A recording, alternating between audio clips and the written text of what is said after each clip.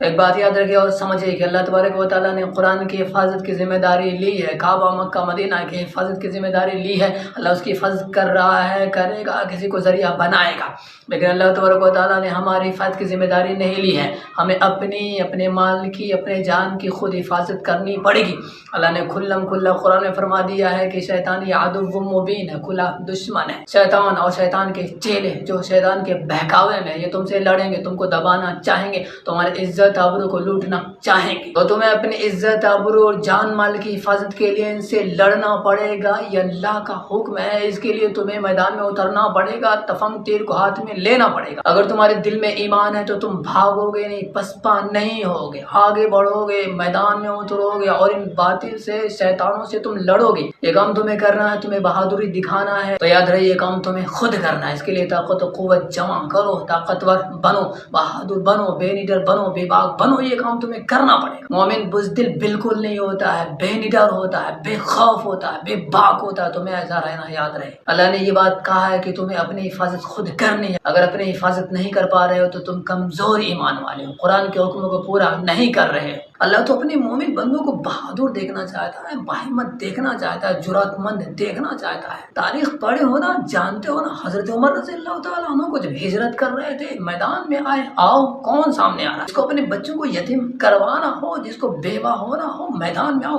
میں حق پر ہوں، میں کسی سے ڈروں گا نہیں، کھلم کھلا ہجرت کر رہا ہوں، جس کو جو بن پڑی وہ کرے۔ یہ بات کہہ کر کے، ڈائلاگ مار کر کے حضرت عمر رضی اللہ تعالیٰ عنہ سب کے سامنے کھلم کھلا سینہ تان کر کے ہجرت کرتے ہیں۔ تو صحابہ کرام رضی اللہ تعالیٰ عنہ ذرہ برابر بھی اسلام کے دشمنوں سے ڈرا نہیں کرتے تھے، بلکہ وہ کہتے تھے ہم تو حق پر ہیں، ہم کیوں ان جھوٹوں سے ڈریں۔ میرے بھائی آپ کو پتا ہونا چاہیے کہ یہ بہادری کا دور ہے، یہ بے نڈر کا دور ہے، جو طاقت و قوت والا ہے، صلاحیت والا ہے، اسکلز ہے، ٹیلنٹ ہے، ٹیکنالوجی کے میدان میں آگے ہے اور ایجوکیشن کے میدان میں آگے ہے، طاقت و قوت والا ہے، وہی کامیاب ہوگا اور دنیا اسی کی عزت کرے گی اور دنیا کی نگاہ میں وہی بڑا سمجھا جائے گا۔ تو آج کے اس دور میں میڈیا طاقت ہے، آج کے اس دور میں قلم طاقت ہے، آج کے اس دور میں بولنا طاقت ہے، آج کے اس دور میں طاقت و قوت طاقت ہے، سلطنت طاقت ہے، آج کے اس دور میں حکومت طاقت ہے، آج کے اس دور میں اتحاد طاقت ہے، آج کے اس دور میں حسن انتظام، پلاننگ یہ طاقت ہے، آج کے اس دور میں مشینری، ٹیکنالوجی یہ تمام چیزیں طاقت ہے۔ جو ان تمام فیلڈ میں آگے ہے، بڑھ چڑھ کے حصہ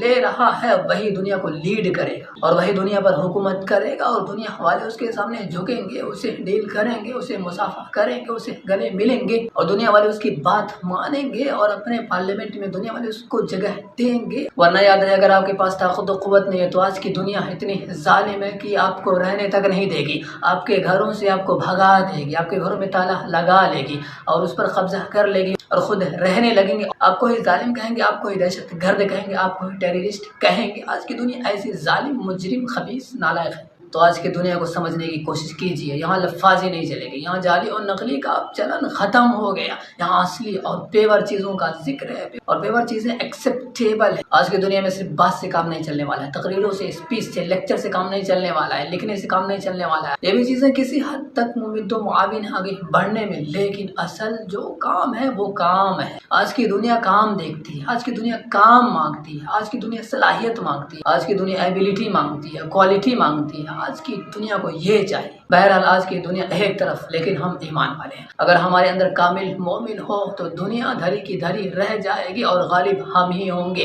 یہ اللہ کا وعدہ ہے، قرآن پڑھو، قرآن پر عمل کرو۔ ایک بات میں آپ کو بتا دوں، جب آپ قرآن پڑھیں گے تو اللہ تبارک و تعالیٰ کہتا ہے طاقت و قوت جمع کرو، تمام فیلڈ میں آگے رہو، ایبیلٹی، صلاحیت اپنے اندر پیدا کرو۔ یعنی جب ہم قرآن مقدس کو پڑھیں گے تو فضولیات سے دور ہو جائیں گے، بیہودات، واہیات، خرافات سے دور ہو جائیں گے، جو اصل زندگی کے کام ہے، دنیا کے کام آنے والے کام ہے، اس میں ہم لگ جائیں گے۔ قرآن ہمیں وہ راستہ دکھا دے گا، وہ راستہ کھول دے گا۔ دنیا کو جس چیز کی ضرورت ہے انشاءاللہ ہم سے وہ چیزیں ایجاد ہوں گی، اس راستے پر چل پڑیں گے اور پھر ہم دنیا والوں کے لیے کارآمد ہو جائیں گے، پھر دنیا ہمیں ہاتھوں ہاتھ لے گی اور پھر ہمارا ہی بول بالا ہوگا۔ اور یہ چیز ہمیں کرنا چاہیے، کیونکہ جب ہمارا بول بالا ہوگا تو اللہ کا بول بالا ظاہر سی بات ہے ہم سے۔ ویسے یہ کام اللہ تبارک و تعالیٰ اپنے بندوں سے لیتا ہے، اپنے اسلام کا بول بالا کسی نہ کسی کے ذریعے وہ کرواتا ہے، وہ کروائے گا۔ آپ نہیں کرو گے تو آپ کو ختم کرے گا، ذلیل رسوا کر کے قبر میں بھیج دے گا، جاؤ تم لوگوں کی اس دنیا میں ضرورت نہیں ہے، اور دوسرے لوگوں کو ہماری جگہ پہ کھڑا کرے گا، مسلمان بنائے گا، جو اسلام کا پرچم دنیا کے اندر لہرائیں گے اور لیڈ کریں گے اور بتائیں گے یہ اسلام ہے، یہ قرآن ہے، یہ سچا راستہ ہے، اس پر چلو،